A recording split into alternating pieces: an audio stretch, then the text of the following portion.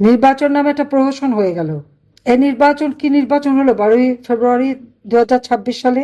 দিনের ভোট দিনে না, আগের দিন সন্ধ্যায়, অর্থাৎ সান্ধ্য ভোট শুরু হয়ে গেল। সান্ধ্য ভোটের মাধ্যমে জয়ী হলো। তাহলে 2024 ইলেকশন, 2018 ইলেকশন, 2014 ইলেকশন কি দৃষ্টান্ত দেখাতে পেরেছে যে সেখানে ভোট কারচুপি, মহা কারচুপি তো হয়ে গেল এবারে 12ই ফেব্রুয়ারি ইলেকশনে। হ্যাঁ, একটা ক্ষমতার পরিবর্তন, অবৈধভাবে সংবিধান লঙ্ঘন করে জনগণের নির্বাচিত সরকারকে উৎখাত করে, চক্রান্ত করে ক্ষমতা দখল করেছিল ওই খুনি ফ্যাসিস্ট ইউনূস। তার ক্ষমতার লোভে জ্বলে পুড়ে সরকার এই দেশ। সে বাধ্য হলো একটা নির্বাচন দিতে, কিন্তু সেই নির্বাচনে যে ক্ষমতা আসলো, তারাও কি ইতিহাস ধারণ করে? 32 নম্বর জ্বালিয়ে পুড়িয়ে ভেঙে, বঙ্গবন্ধুকে অপমান করে, ইতিহাস বিকৃত করে দেশকে কোথায় নিয়ে যাচ্ছে? আজ আর উন্নয়নশীল দেশের সেই মর্যাদায় আমরা নেই, তা পিছিয়ে গেছে। এখন বাংলাদেশের মানুষ, দেশবাসী, আপনারাই বিচার করবেন কেমন ছিলেন যখন আওয়ামী লীগ সরকারে ছিল। আমি যখন ক্ষমতায় ছিলাম আপনাদের জীবনে শান্তি দিয়েছি, নিরাপত্তা দিয়েছি, স্বাচ্ছন্দ্য দিয়েছি, ছেলে মেয়েদের পড়াশোনার ব্যবস্থা করেছি, রোগের চিকিৎসার ব্যবস্থা করেছি, ঘরে ঘরে বিদ্যুৎ দিয়েছি, অবকাঠামোগত উন্নয়ন করেছি। বাংলাদেশে যারা প্রবাসে আছেন তারাও মাথা উঁচু করে বলতে পারতেন যে আমি বাংলাদেশের নাগরিক। কিন্তু 5ই আগস্টের পর থেকে এখন পর্যন্ত আপনাদের কি দশা? এখন বাংলাদেশের মানুষকে করুণা করে। আগে যেখানে বাংলাদেশের মানুষকে সম্মান জানাতো, উন্নয়নের রোল মডেল হিসেবে চিহ্নিত ছিল, সেই মানুষ এখন করুণা করে।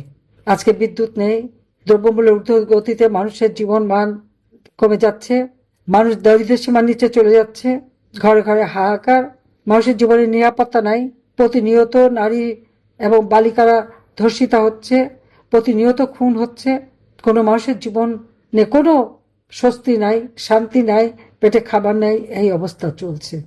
আর ভোট একটা হলো, ভোটে ভোটাররা ভোট না দিলেও 59% ভোট পড়ে গেছে। 3.5 ঘন্টা পরে 14% ভোট, আর তারপরে পরে 59%। কাজে কি হারে চুরি! আওয়ামী লীগ আমলের ইলেকশন 14, 18, 24 নিয়ে প্রশ্ন যারা তোলে তাদের কাছে আমার প্রশ্ন যে এই ইলেকশনটা কেমন হলো দেখলেন তো? ভোট কারচুপি কাকে বলে? আমাদেরকে বলা হতো দিনের ভোট রাতে, আর এখন আমরা কি দেখলাম?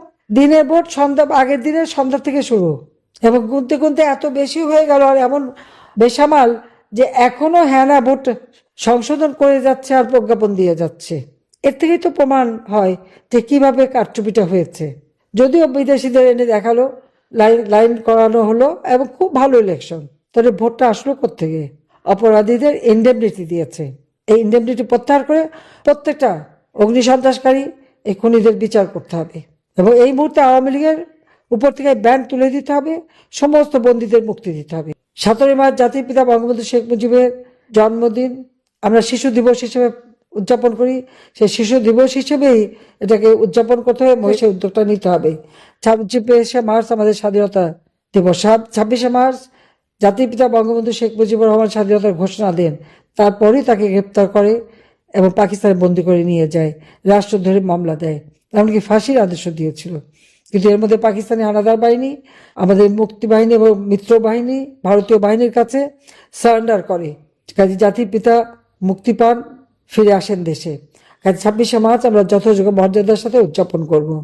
যে যারা নির্যাতিতা, প্রত্যেকে ওই ইউনূস যে সেই যেভাবে নির্যাতন করেছে তার একটা মামলা তার বিরুদ্ধে করতেই হবে। সবাই একটা মামলা দায়ের করবেন। মামলা যদি না নেয়, থানা যদি না নেয়, সেটাও একটা সংবাদ হবে। আর অনলাইনে আপনারা দিতে পারেন, বা কোর্টে মামলা করতে পারেন, অথবা রেজিস্ট্রি করে করতে পারেন। যেভাবে হোক একটা মামলা করে কাগজটা হাতে রাখবেন। কারণ এই কারণে যে একটা হচ্ছে সেই অপরাধীদের শাস্তি দেওয়া, আর একটা হচ্ছে আল্লাহ একটা দিন দেবেই, আমরা যে সহযোগিতা করব, সাহায্য দেব, যাদের ঘর বাড়ি পুড়িয়েছে, যাদের এরকমভাবে ক্ষতিগ্রস্ত করেছে, তাদের প্রত্যেকে আমি বলবো যে সবাই একটা মামলা করে রাখেন। তাহলে যেটা দেখে আমরা সত্যিকার যারা ক্ষতিগ্রস্ত তাদেরকে সহযোগিতা করতে পারি। কারণ মামলা না করলে আমরা বুঝবো কি করে যে এ তো যে কেউ এসে বলবে যে আমি ক্ষতিগ্রস্ত। এই যে প্রত্যেকে একটা মামলা করে রাখবেন, যেভাবে হোক মামলা দিতে হবে, দিয়ে আপনারা রেখে দেবেন। এখন যদি মামলা নেওয়া চলে, ভবিষ্যতে কাজে লাগবে, সেটা আপনারা করবেন। হ্যাঁ, বাংলাদেশের ইতিহাসে সেই 91 সাল থেকে খালেদা যে প্রধানমন্ত্রী ছিলেন, তারপরে আমি প্রায় 20 বছর 7 মাস আমি প্রধানমন্ত্রী ছিলাম। এত বছর পরে, 35 বছর পরে আমাদের পুরুষ প্রধানমন্ত্রী এসেছে। আমরা দেখি কেমন দেশ চালায়। একজন এসেছিল শান্তির কথা বলে সারা বিশ্বের কি সামাজিক ব্যবসার নামে দারিদ্রকে নাকি ইউনূস বলেছিল মিউজিয়ামে পাঠাবে।